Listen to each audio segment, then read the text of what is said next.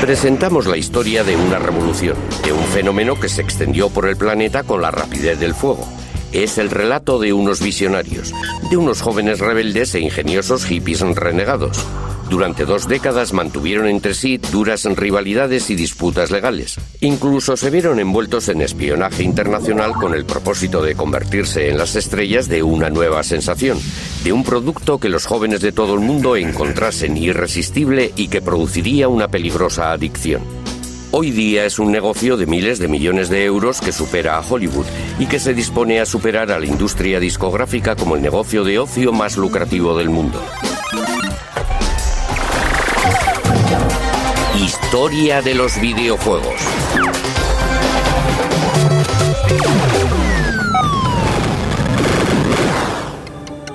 Todo empezó en 1972 con un puñado de rebeldes del Valle de Silicon que abandonó su trabajo rutinario de ingenieros con el fin de lograr hacer realidad su sueño de crear videojuegos. El fundador fue Nolan Bushnell, un joven de 28 años que se abrió camino con un capital de tan solo 500 euros. Creó una empresa a la que bautizó Go, el nombre de su juego de mesa favorito. En japonés, cuando alguien está a punto de vencer a otro, le avisa de antemano cortésmente diciendo Atari. Me pareció que era un nombre bastante agresivo para una empresa. A pesar de su falta crónica de fondos, Bushnell se dispuso a cortejar al que sería el primer ingeniero de Atari. Un buen día apareció Nolan y me invitó a almorzar en su nueva y reluciente ranchera. Me ofreció un sueldo de 1.000 euros al mes y algunas acciones en la empresa. Aún se combatía en Vietnam. En aquella época yo ponía en entredicho todo lo relativo a la autoridad, y si alguien me sugería que no debía de hacer algo, yo le llevaba la contraria. Decidí irme con él. Atari empezó en este edificio. Era una empresa sin infraestructura, solo nosotros 3. Estábamos asustados, en cierto modo. Este es el lugar. Aquí, en este pequeño taller, es donde nació Pong, el primer videojuego. Ahí es donde me sentaba y monté la primera máquina Pong. En realidad, Pong empezó como un mero proyecto de prueba. Exageró un poco las cosas. Me dijo que tenía un gran contrato con la General Electric. Ningún ingeniero quiere trabajar en un proyecto inservible. A pesar de que jamás nadie nos telefoneara, visitara o mantuviera correspondencia con nosotros, nunca se me ocurrió pensar que todo fuera mentira. Lo primero que hizo Al fue hacer funcionar las palas y después que la pelota se moviera.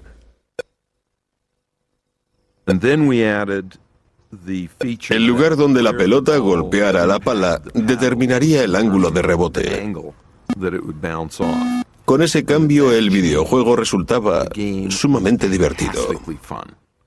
¿Pero la gente estaría de acuerdo? Bushnell y Alcorn instalaron su prototipo en la taberna local para comprobarlo. La instalamos en una caja de madera que tenía encima un papel muy pegajoso, realmente pringoso. Para recoger las monedas montamos una cajita de un caballito de esos en los que se montan los críos y colocamos la caja encima de un barril. Nos alejamos un poco, tomamos una cerveza mientras observábamos lo que ocurría. Uno de los asiduos del bar se acercó a la máquina y estudió en silencio el movimiento de la pelota en la pantalla. Introdujo una moneda y empezó a jugar. Finalmente cayó en la cuenta de que había 2 mandos con los que se manejaban las raquetas y jugó la primera partida. Pronto una pequeña multitud se congregó a su alrededor para observarlo. Hasta entonces la gente no había visto nada en una pantalla televisiva que no procediera de un estudio. Aún recuerdo que una joven me preguntó ¿cómo se consigue una señal desde los estudios de televisión desde aquí? El hecho de que la señal fuera emitida allí mismo era algo que les desconcertaba.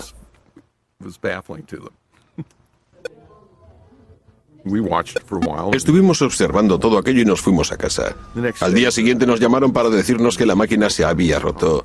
Abrimos la máquina y comprobamos que el problema era que la caja estaba tan llena de monedas que no cabía ni una más. Pensé, es un problema que fácilmente podremos solucionar. Cuando Nolan vio lo bien que funcionaba Pong, el dinero que estaba haciendo, se dijo, tengo una mina y lo que vamos a hacer es multiplicarla. Atari había empezado su andadura. Bushnell alquiló el local más barato que pudo encontrar, una pista de patinaje en desuso, y allí mismo montaron la primera fábrica. Cuando anuncié en la empresa que íbamos a montar 100 máquinas al día, todo el mundo me dijo: Nolan, estás loco de remate. Como no teníamos ni idea, acudimos a la oficina de empleo y contratamos a gente de la calle, entre la que había personas en libertad condicional y mala gente. Resultó un poco alarmante porque era un trabajo de aficionados. Entre las 6 semanas y los 2 meses estábamos ya montando 100 máquinas al día. La noticia se extendió y empezaron a diluviar encargos pidiendo Pongs, 10.000 solo para los Estados Unidos. Cogió al país por sorpresa. Teníamos solo 24 años. Acabábamos, como quien dice, de salir de la universidad y ya teníamos el mundo en nuestras manos. De una inversión inicial de 500 euros, Atari consiguió el primer millón. Poco tiempo después, lograron otro éxito mayor con la versión doméstica de Pong. Tuve la impresión de que el mercado doméstico podría ser potencialmente enorme. Un buen día Al se me acercó y dijo: creo que podemos meter todo esto en un chip y conseguir que sea tan barato que llegue a todos los hogares del país. Le contesté: adelante con ello. Este es uno de los primeros chips de Pong. Siguiendo la lógica de las máquinas tragaperras y teniendo en cuenta que estos chips nos costaban solo 10 euros cada uno, podíamos fabricar un videojuego que podría venderse a 100 euros la unidad. Dar con alguien que vendiera el Pong doméstico representaba un reto mayor. No dimos con ninguna juguetería en todo el país dispuesta a comprárnoslos. Fue entonces cuando uno del equipo sugirió que deberíamos intentarlo con el departamento de deportes de los almacenes Sears. Sears nos encargó 150.000 unidades del Pong doméstico para las Navidades de 1975. Presentaba un diseño elegante con el fin de atraer tanto a los adultos como a los niños e incorporamos el logo de los telejuegos de Sears. Una vez más fue un éxito total para Atari. Sears puso en Pong todos sus recursos de marketing. En 1973 estaba ya a disposición del público lo último en aparatos caseros para videojuegos. Apareció un anuncio y se vendieron todas las existencias. Fue algo maravilloso. El éxito de Atari fue total. Lentos pero seguros, no dejamos de crear nuevos videojuegos. Bushnell volvió a centrarse en los salones recreativos. Estaba decidido a ir un paso por delante de sus competidores. Adoptamos la actitud clara de que íbamos a librar una guerra sin cuartel contra nuestros rivales. Por eso creábamos los juegos, los comercializábamos y los innovábamos. Que arranquen las máquinas. Para conseguir fabricar los mejores videojuegos necesitaba a los mejores ingenieros. Por eso hizo de Atari la empresa de juguetes más atractiva para trabajar del planeta. El recién contratado David Crane admiraba el extraño éxito con el que Bushnell dirigía la empresa. Genial era una palabra que Nolan repetía bastante a menudo. Si a él le parecía que algo era genial, intentaría hacerlo porque pensaba que a todos los demás les tenía que parecer lo mismo. Bushnell animaba a sus jóvenes y brillantes ingenieros a que innovaran constantemente. Mi actitud era que si uno cree de veras en algo, ha de intentar llevarlo a cabo como sea. El tesoro de Bushnell eran las ideas, y ninguna idea, por floja que pareciera, había que pasarla por alto. Todo el mundo debía presentar un par de ideas locas. Es lo que llamábamos abono. Se trataba de ideas que poco a poco íbamos cuajando. A veces las llevábamos a cabo. El flujo constante de tanta creatividad produjo una serie de videojuegos que tuvieron mucho éxito, logrando así que Atari ocupara el cenit del negocio de los videojuegos. Fue entonces cuando se les presentó un problema legal. Se decía que Bushnell pudo haber copiado de otra persona su primera idea. El litigio afirmaba que unos meses antes de que Atari fuera creada, Bushnell había visto un juego en una feria que era casi idéntico a Pong.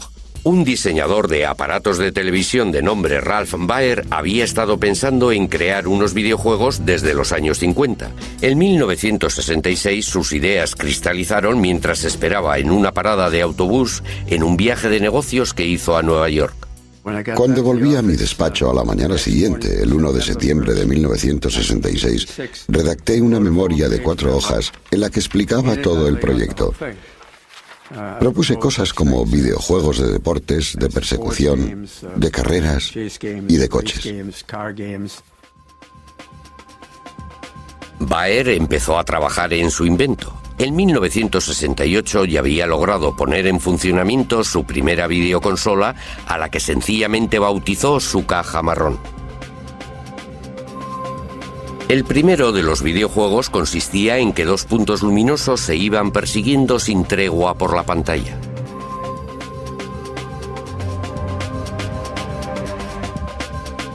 No tardó en aparecer un juego de ping-pong. Esto ocurría 4 años antes de que Bushnell y Alcor aparecieran con su Pong. Magnavox Television firmó un contrato con Baer y produjo una versión muy cuidada de la caja marrón.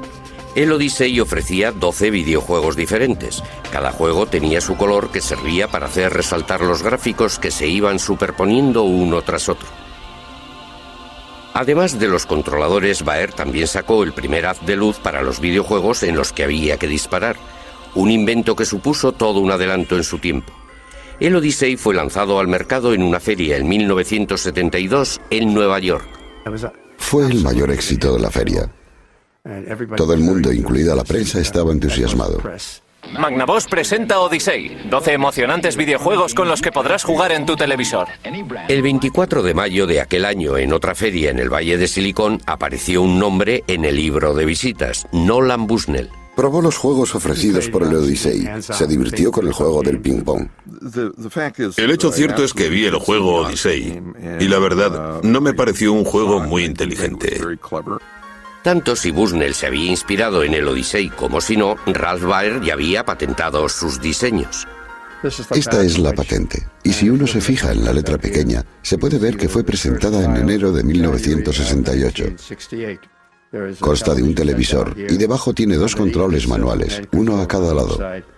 Magnavox, basándose en las patentes de Baer, denunció a Atari. Nuestra postura siempre fue clara. Dijimos, solo llegaremos a un acuerdo si nos cuesta menos que aceptar un pleito. Después de 4 años de negociaciones, Bushnell y Baer se vieron las caras por primera vez en la escalinata del Tribunal Federal de Chicago en 1976. Antes de ir a juicio, Bushnell y su abogado estaban de acuerdo en pagar una retribución reconociendo las patentes de Baer. Al cabo de unos días acordaron en pagar una cantidad muy razonable. No cabe duda que le salió bien la jugada. Magnavox aceptó una conciliación por valor de 400.000 euros. Ralph Baer logró que se le hiciera justicia, pero no consiguió el reconocimiento internacional que Bushnell disfrutaba por aquella época. Le atribuyeron la paternidad de los videojuegos porque se pasaba el día delante de las cámaras mientras yo permanecía entre bastidores escuchando lo que me decían los abogados. Tranquilo, Baer, tranquilo, que solo tiene tu licencia. Han pasado ya 25 años. Baer está jubilado y padece leucemia. Sin embargo, está decidido a acabar su autobiografía y dejar bien claro para la posteridad cuál fue el verdadero origen de los videojuegos. En cuanto a Bushnell, el acuerdo le resultó barato. Atari estaba ya embolsándose millones. Pero mientras en los grandes almacenes era popular, Atari se enfrentaba a una nueva amenaza que venía del Japón con un videojuego que estaba conquistando el mundo de forma imparable. En 1978, Taito creó un juego que se hizo tan popular en Japón que provocó una gran escasez de monedas de 100 yens. Se vendieron más de 350.000 máquinas de los invasores del espacio, lo que provocó el renacimiento de los videojuegos en los salones de juego. La respuesta de Atari fue sacar al mercado su propia gama de videojuegos espaciales y de tiro. Los brillantes jóvenes ingenieros de Nolan Bushnell fueron los pioneros de una nueva tecnología llamada gráficas vectoriales con una nueva presentación muy llamativa. En 1979, Asteroides se convirtió en el mayor éxito de toda la historia de Atari. Atari tuvo otro éxito arrollador con Zona de Combate, unos gráficos tridimensionales que incluso fueron fuente de inspiración para el ejército norteamericano. Los salones aparecían como setas por todo el mundo. Tanto los adolescentes como los adultos acudían en su tiempo libre a esos lugares oscuros y llenos de humo. La reacción tanto de los padres como de los políticos fue inevitable. En la prensa pululaban a diario historias sobre jóvenes delincuentes y de chavales que hacían novillos. Los salones de juego fueron tildados de cuevas de perdición. Fue entonces cuando Atari presentó una solución. En 1975, sus ingenieros empezaron a trabajar en una nueva idea. Un sistema en el que se podían llevar a casa en unos cartuchos los mismos videojuegos que los que disponían los salones recreativos. Este es el primer prototipo del sistema de videojuegos en cartuchos de Atari. Tiene todos los elementos que se necesitan en un prototipo. Tenemos el cableado y las palancas del videojuego del tanque. Sabíamos que necesitábamos esto para poder jugar a Pong, para poder jugar al videojuego del tanque, porque tenía que ver con los juegos teledirigidos y otros, pero no estábamos muy seguros de lo que íbamos a hacer con ello. Adelante, Controller, es el capitán de una nave espacial. El VCS fue lanzado al mercado en 1977, montado en una caja elegante con interruptores bien diseñados y los primeros joysticks en una consola casera. ¡Vamos allá! Debido a que Atari era el número uno de los éxitos de las máquinas para las salas de juego, fue capaz de producir una serie completa de aparatos para aplicar a todos los VCS. En 1980 Atari se hizo con los derechos de los invasores espaciales. ¡Ya están aquí! ¡Los invasores espaciales de Atari! Ya puede usted jugar en su casa con el juego más popular de cuantos hay en los salones recreativos. Acción en el espacio dentro de su hogar. Aquellas navidades se vendieron millones de consolas VCS, de modo que los adolescentes pudieron jugar en casa con los invasores del espacio. Les presentamos un estupendo nuevo videojuego de Atari llamado Pac-Man. Los ingresos conseguidos por Atari la convirtieron en la empresa que más rápidamente había crecido en la historia de los Estados Unidos. Pero la meteórica carrera de dicha empresa atrajo la atención de Warner, que le hizo a Bushnell una oferta que no pudo rechazar. Adquirieron Atari por 28 millones de euros, un negocio que se había iniciado con un capital de tan solo 500 euros. Todo el mundo tiene un Atari, la número uno en los videojuegos. En aquellos tiempos era un montón de dinero. Era mucho más de lo que yo había soñado jamás. Pero representó el principio del fin de Atari. Bushnell, al cabo de muy poco tiempo, acabó rompiendo con los nuevos propietarios. Estábamos lanzando al mercado los VCS y comenté a los míos, bien, se acabó lo de los VCS. Y me dijeron, ¿qué? Añadí, bueno, no, pero va a ser así. Y se quedaron horrorizados. Los nuevos dueños de la Warner estaban insatisfechos de la dirección de la empresa. Eran neoyorquinos y no lo entendían. Pensaron que todo era muy raro y empezaron a desmontarla trozo a trozo, a desmontar toda la cultura corporativista que teníamos. Y al final lo que hicieron fue aniquilar la empresa. Fue la cosa más torpe que he visto en mi vida. Finalmente, tras una serie de decisiones importantes tomadas por los nuevos jefes, Bushnell tuvo que abandonar su cargo. Le indemnizaron y le pusieron de patitas en la calle. La industria había perdido a su visionario pionero, pero no se habían acabado los problemas de Atari. Bajo la nueva dirección, los diseñadores estrella de la talla de David Crane no eran ya valorados por el papel que habían jugado en el mayor éxito que había disfrutado la empresa. Nos hicieron un montón de promesas que jamás cumplieron. Nosotros teníamos unos ingenieros clave que elaboraban los cartuchos para los videojuegos, que ganaban entre 50 y 60.000 euros al año. En 3 o 4 meses producían el software para un cartucho que podía llegar a venderse por un valor de 100 millones de euros. Si nos hacían pensar que no valíamos más que los encargados de poner los tirafondos de las cajas, eso quería decir que no estábamos en la empresa adecuada. David Crane y otros 3 diseñadores importantes abandonaron Atari y crearon su propia empresa, Activision. Tras 2 años de pleitos con Atari, se hicieron con los derechos para poder diseñar y producir sus propios videojuegos. El propio Crane diseñó el videojuego más exitoso de todos los tiempos, Pitfall. Todos los juegos que desarrollamos nosotros fueron grandes éxitos. Cuando Pitfall salió al mercado fue el mayor de todos los éxitos porque se vendieron muchos millones de unidades. Lo que en realidad estábamos desarrollando con Pitfall era el primer videojuego provisto de una consola. Activision volvió a encender la llama del espíritu creativo de la primera época de Atari, pero al mismo tiempo, sin quererlo, provocó un desastre. Fueron muchos los que se cegaron con el éxito de nuestro trabajo y desgraciadamente invadieron el mercado con productos que nadie quería comprar. Atari contribuyó a la pérdida de confianza en los videojuegos por parte del público, ya que había productos como el E.T. de muy baja calidad. Un videojuego de E.T., ¡guau! Muy pronto con ustedes. Millones de copias de E.T. acabaron en la basura. Deje que E.T. entre en su casa. El mercado de los juegos de ordenador se desmoronó y en 1983 la Warner anunció unas pérdidas de más de 250.000 euros, cayendo sus acciones en picado. Lamento haber vendido mi empresa a la Warner. Es la cosa más estúpida que he hecho en mi vida. En 1984 la Warner se deshizo de Atari y con ello fue declarada la muerte de los videojuegos norteamericanos. Pero en otros lugares, una nueva raza de diseñadores de tan solo 12 años que trabajaba en sus habitaciones estaba resucitando la industria que acabaría convirtiéndolos en adolescentes millonarios. A principios de los 80, unos adolescentes británicos montaron una revolución en sus cuartos, en las aulas y en los patios de los colegios. Eran los alumnos más raros de la escuela. Unos genios de la ciencia que eran buenísimos en matemáticas pero con pocos amigos, y que sin embargo se iban a convertir en millonarios. Sí, empezó como afición y se convirtió en una obsesión, y luego en una carrera. Los gemelos Philip y Andrew Oliver eran unos típicos adolescentes británicos. Sus padres no permitían que hubiera una videoconsola en casa. Sin embargo, pensaban que un ordenador sí que era algo educativo. Muy oportunamente apareció en el mercado toda una serie de ordenadores personales baratos como el Spectrum ZX y el Commodore 64.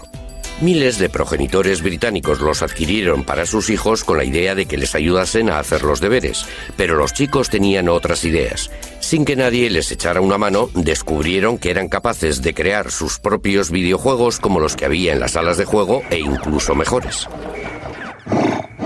Nos fijamos en las salas recreativas.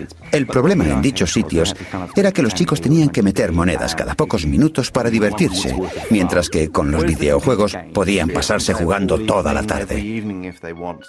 Los gemelos Oliver fueron autodidactas y partiendo de cero aprendieron a programar videojuegos. En 1982, con tan solo 13 años, presentaron su primer videojuego a una revista especializada que publicó su trabajo.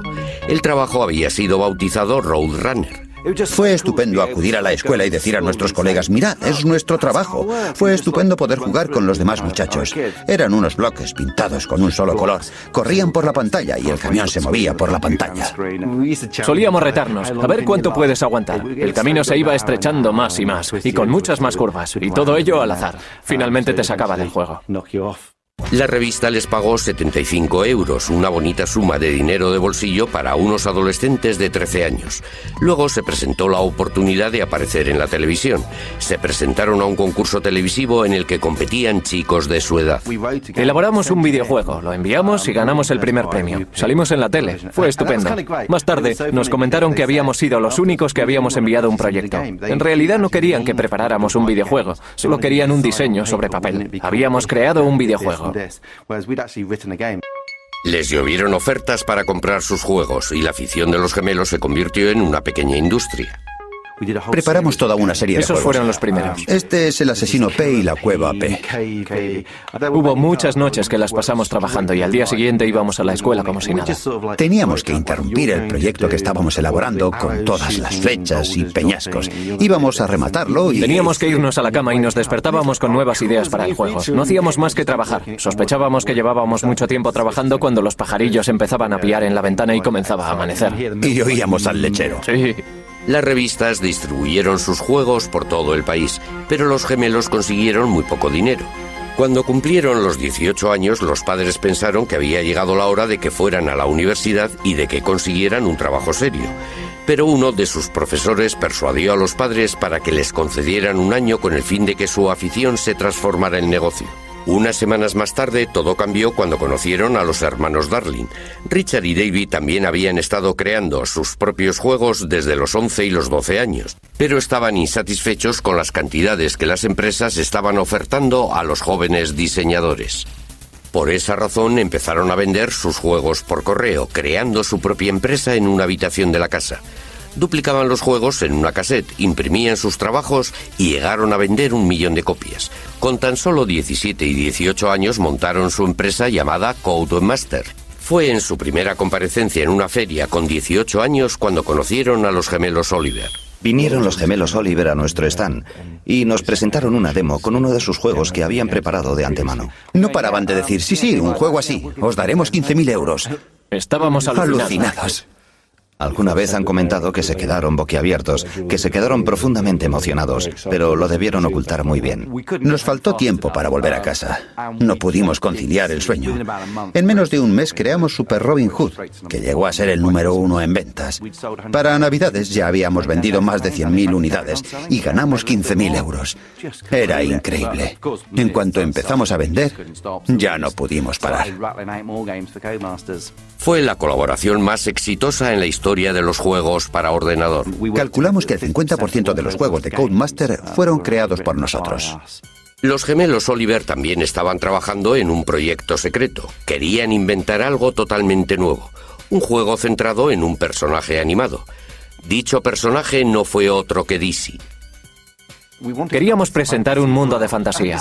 Tuve la idea de que la cara del personaje tenía que ser tan grande como fuera posible, para darle un toque de personalidad. En Codemasters recibieron montones de cartas de fans que hacían toda clase de preguntas. Cada vez que íbamos nos decían que teníamos más correo de nuestros fans. Dizzy fue un éxito internacional, fue el más vendido en todo el mundo.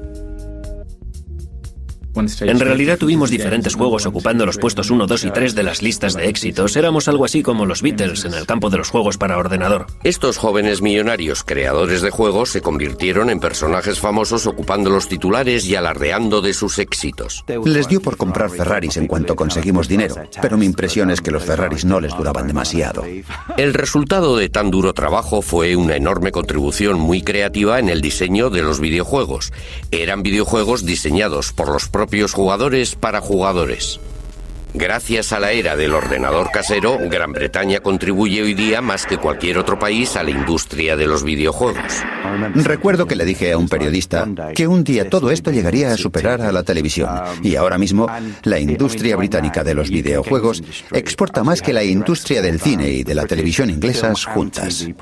Pero a principios de los 80, mientras unos adolescentes británicos eran las estrellas de la era del ordenador casero, en Oriente también estaban emergiendo otras estrellas. El centro de la industria iba a desplazarse una vez más. La industria de los videojuegos, que había comenzado con Atari en la costa oeste de los Estados Unidos hacía 30 años, estaba ya dominada por Japón.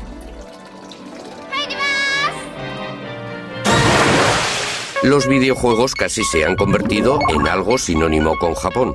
Ello se debe en gran parte a una serie extraordinaria de videojuegos basados en diferentes personajes. Todos fueron desarrollados en los años 80 por un único genio creador. Desde Walt Disney ningún hombre había tenido capacidad de llegar a las mentes y tocar los corazones de los niños de todo el mundo como Shigeru Miyamoto. Hubo un momento en el que caí en la cuenta de que los videojuegos podrían ayudar a la gente a expresar sus emociones. Desde entonces, los recuerdos de mi niñez han quedado reflejados en los videojuegos que he creado. Miyamoto creció en Sonebe, una pequeña ciudad provinciana cerca de Kioto. De niño, en el seno de una familia tradicional, transformó todo cuanto le rodeaba en un mundo de fantasía que empezó a explorar. Estaba siempre como absorto. Se pasaba mucho tiempo dando rienda suelta a sus sueños. De adulto, a la hora de trabajar, se basaba en la manera de jugar que había tenido de niño. Le recuerdo describiéndonos un paseo a través de un bosque que había cerca de su casa y que en su imaginación era algo extraordinario. Se imaginaba un montón de cosas que estaban sucediendo a su alrededor y que los demás éramos incapaces de ver, como caminos que llevaban a alguna parte. Miraba hacia arriba y no solo veía un trozo de cielo azul, sino que allí veía una trampilla secreta que le conducía a un nuevo mundo.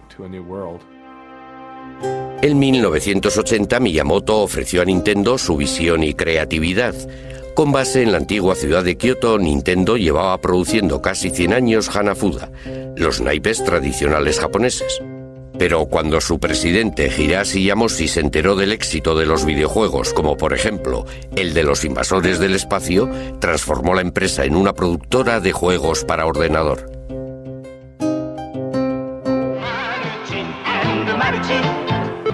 A sus 20 y pocos años, Miyamoto no mostraba ningún interés en los videojuegos, pero su padre quería que tuviera un trabajo respetable. Miyamoto era un artista imaginativo, creativo, inventivo. El último lugar en el que esperaba ir a parar era una gran empresa. Odiaba los ordenadores, no tenía fe en cosas intangibles como por ejemplo la electricidad. El siguiente golpe de suerte fue un aviso de crisis proveniente de Norteamérica. Nintendo había establecido un pequeño cuartel general en Seattle. La época de los salones recreativos estaba en su punto álgido, con Atari a la cabeza, y Nintendo quería un trozo del pastel. La rama norteamericana de Nintendo había encargado 2000 unidades de un juego muy exitoso en Japón llamado Raiders Cop, pero en Norteamérica fue un desastre. Le solicitaron a la oficina principal en Kioto que creara algo que lo reemplazara. Como no disponían de un diseñador, tomaron la decisión de dar al empleado más novato su gran oportunidad. Miyamoto se quedó totalmente desconcertado y agobiado ante tal idea. Empezó a investigar. Acudió a los salones recreativos para poder ver y observar a los adolescentes que se divertían con aquellos videojuegos e intentó entender de qué se trataba. Empezó a forjar su idea y a considerarlos como si fueran películas. ¿Por qué no iban a poder contar una historia? Miyamoto creó una historia sencilla y unos personajes llenos de color en el juego que acababa de inventar. Permítame que le muestre el primer boceto que preparé para Donkey Kong. El gorila se escapa de la jaula, atrapa a la chica y se fuga con ella. Un hombre con un martillo en la mano le persigue esquivando todos esos barriles. Al final aparece un agujero en el suelo. El gorila cae dentro de él y se mata. Con el fin de dar vida a sus personajes, Miyamoto tuvo que trabajar con las limitaciones que le imponía la tecnología de la época. De repente surgió un problema. ¿Qué pelo tenía el personaje? El asunto es que él se estaba cayendo. En un videojuego, el pelo presentaba una dificultad que los diseñadores de la época no podían resolver. Es decir, por la inercia de la caída, el pelo tenía que aparecer con las puntas hacia arriba. Miyamoto resolvió el problema poniéndole una pequeña gorra. Dándole un toque final, Miyamoto compuso la música para el videojuego que fue enviado a Seattle. Quedaba por ver si Donkey Kong iba a tener más éxito que el fracaso que había supuesto Raiders Cop, al que debía sustituir.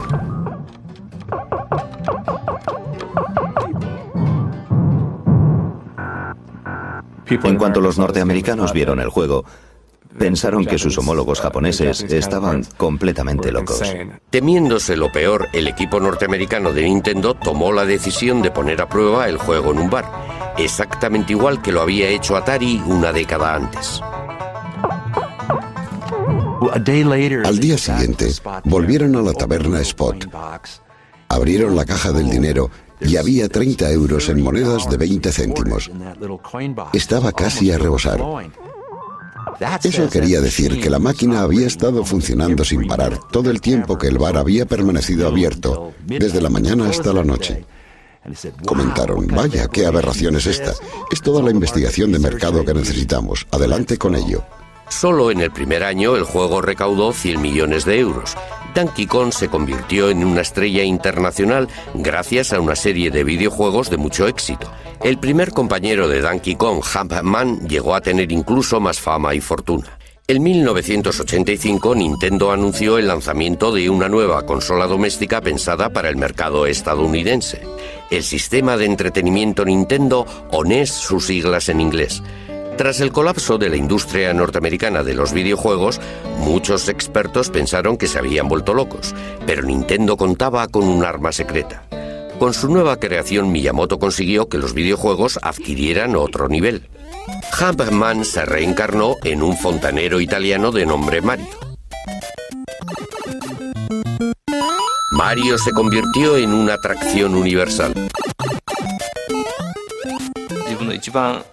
Mario es capaz de hacer unos ejercicios físicos extraordinarios, como dar grandes saltos, pero no es un superhéroe. Se hunde en el agua y se hace daño si cae de las alturas.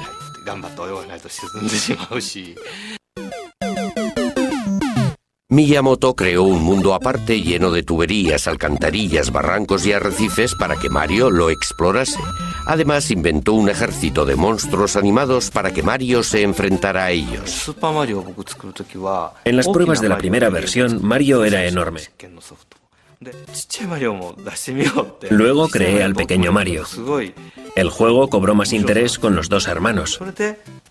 Más tarde me pregunté qué comida mágica podría transformar al pequeño Mario en el Mario grande. Fue cuando creé esa enorme seta roja.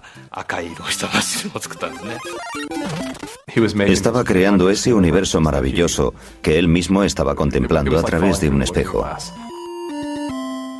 Enseguida aparecieron otras series y Mario se convirtió en una superestrella internacional. En una encuesta realizada en 1987, Mario fue reconocido por más niños norteamericanos que el propio Mickey Mouse. Fue entonces cuando Miyamoto desveló su obra maestra.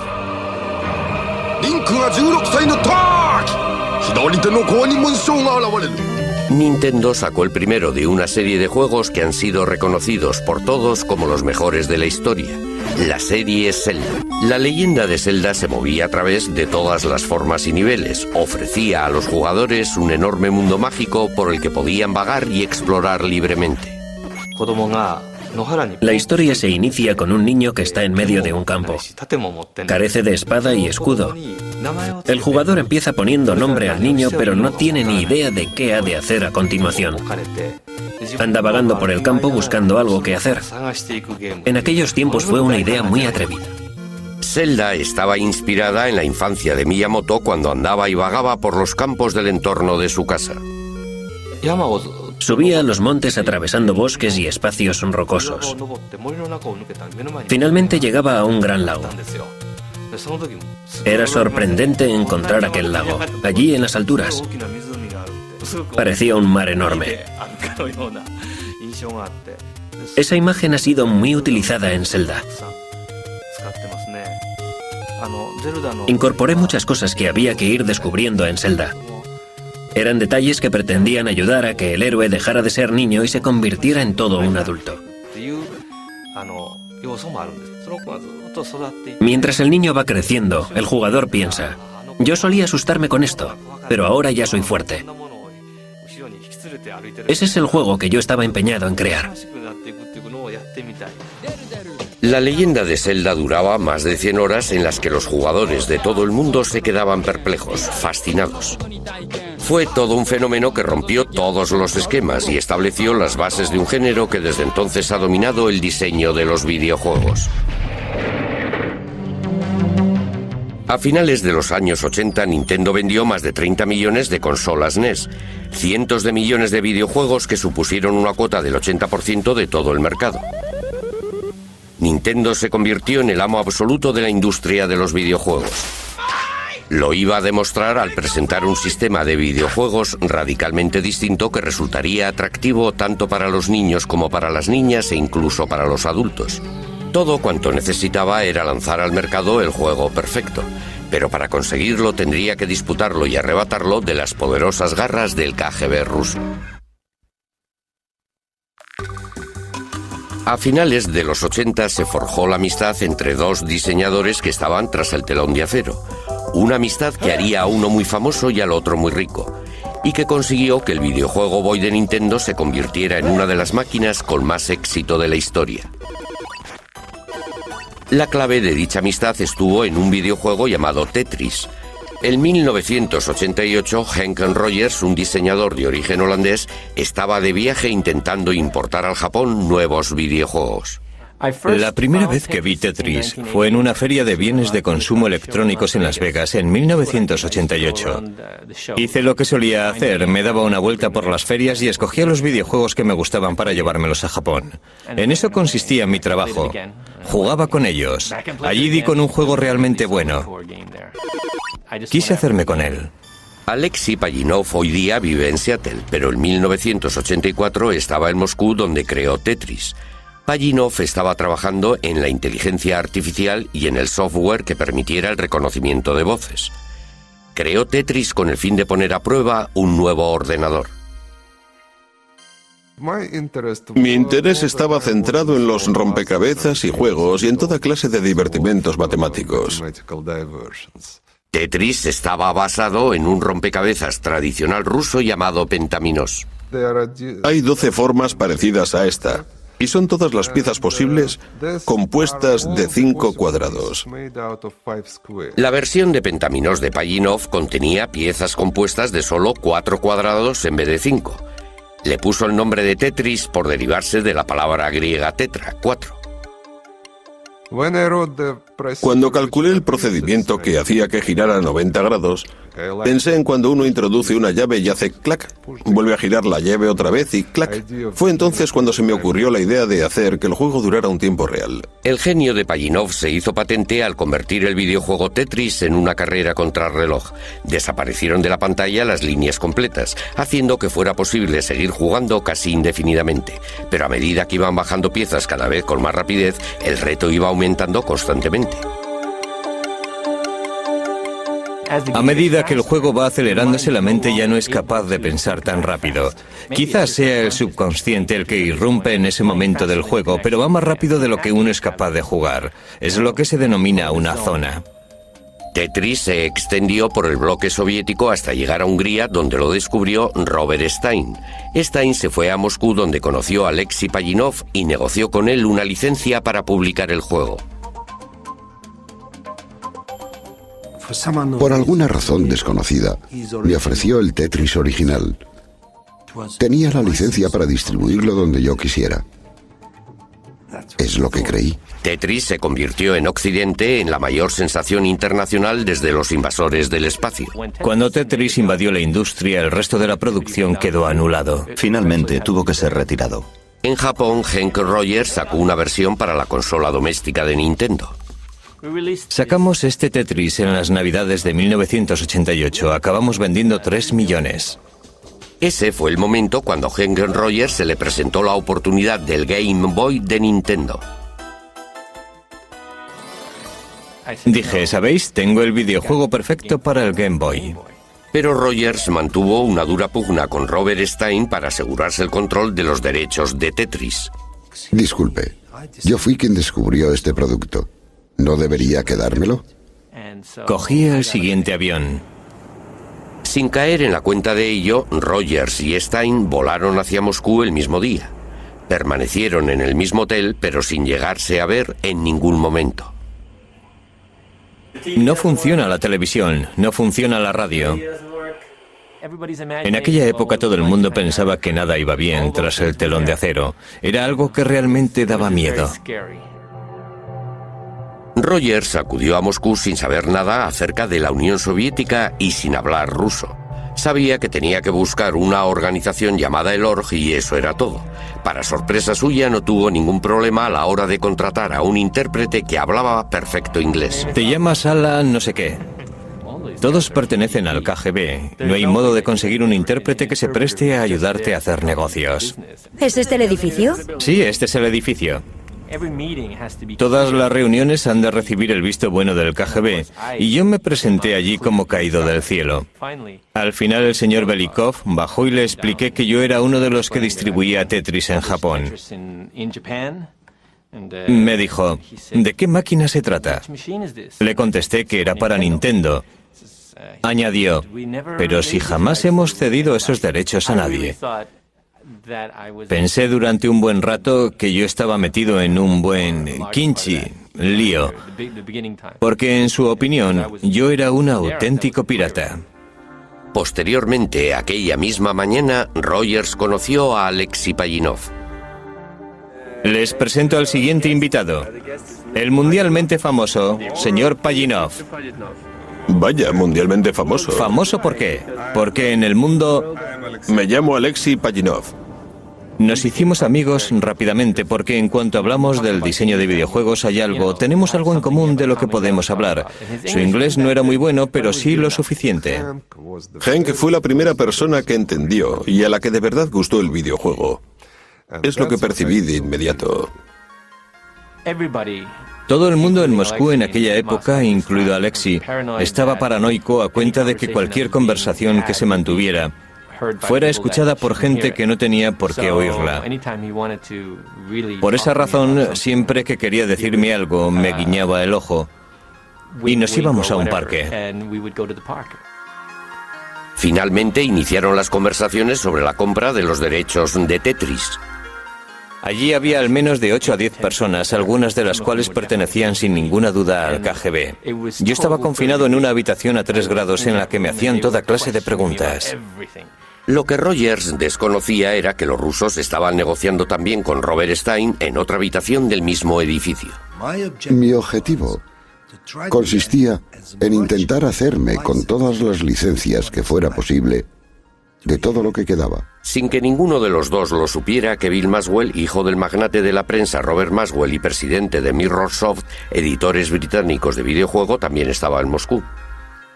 Kevin estaba moviendo los hilos, estaba diciendo, si no hacen el trato conmigo, mi padre va a ir a hablar con Gorbachev y ustedes van a tener serios problemas. Ese fue el método que aplicó en sus negociaciones. Pero Rogers tenía a Pajitnov de su parte y tenía todo el apoyo de Nintendo para presentar una oferta generosa. Tras 4 días de negociaciones, al final dijeron que sí. Pajitnov y Rogers lo celebraron en el único restaurante nipón que había en Moscú. El acuerdo le convirtió a Rogers en multimillonario. Le odié, pero en realidad solo hizo lo que cualquier negociante habría hecho en su lugar. Hoy he perdido Dios sabe cuántos millones de euros y no me siento muy feliz que digamos. Nintendo resultó el gran ganador. Además de Tetris y el paquete de videojuegos, se vendieron en todo el mundo 32 millones de consolas Game Boy, casi la mitad de ellas para adultos. Pajitnov se hizo mundialmente famoso y emigró a los Estados Unidos. Como era ciudadano soviético, no ganó nada a cuenta de los videojuegos hasta que expiraron los contratos en 1996, 12 años después de haberlos inventado. En la actualidad, él y Henk Rogers trabajan juntos y venden Tetris para una nueva generación de hardware. Con Tetris, la industria de los videojuegos se hizo adulta y convirtió a Nintendo, durante cierto tiempo al menos, en la empresa de ocio más poderosa del planeta. Partiendo de unos orígenes muy humildes, la cultura de los videojuegos evolucionó a unos pasos gigantescos gracias a la intuición y creatividad de sus grandes pioneros. Fueron hombres que entendieron lo mucho que a la humanidad le gusta y necesita jugar. Abrieron las puertas a un maravilloso nuevo mundo en el que una vez que se entra no se puede salir.